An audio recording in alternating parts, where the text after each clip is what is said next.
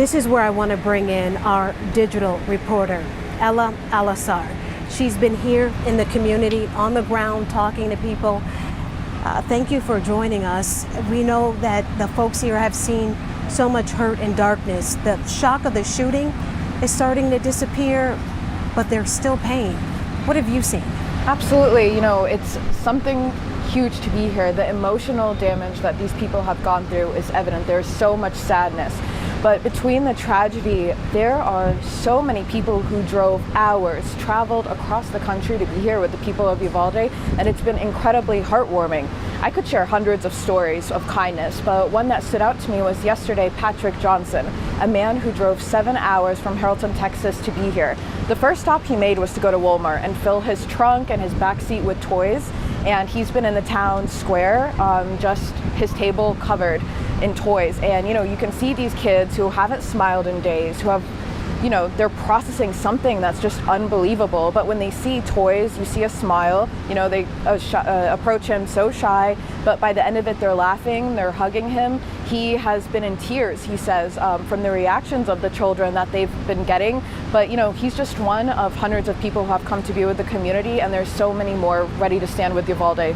You touched on something so key. These children haven't been able to smile. They should be smiling, laughing, and playing, because this is the first official weekend of their summer break. Graduations were canceled, and you talk about toys. Along with that, something I've seen in this area, there have been people showing up, but I've seen food trucks and people eating. And it's almost as if food is comforting for the soul in these dark times. Yeah, absolutely. I mean, you can tell that the food is a big part of the culture here. Everybody knows that, you come together and you eat, you can't help but smile and, feel so happy. And at the end of the day, food is a love language for a lot of people. So that's another instance of kindness. There's an owner of a restaurant, Carlitos Way here. It was his birthday on Thursday, and he said that after the shooting, he didn't know how he would ever cook again, something that brings him so much joy. How could he do something that brings him so much happiness when he feels the opposite? But it was his birthday on Thursday, and he decided to come together for the community, and he fed over 60 families, chicken wings, mac and cheese, tacos, things that, and those are the things that the people here need. There's no way we can heal people in just a day. But if food is one thing that'll make someone smile, it goes a long way, especially in a time of darkness like this.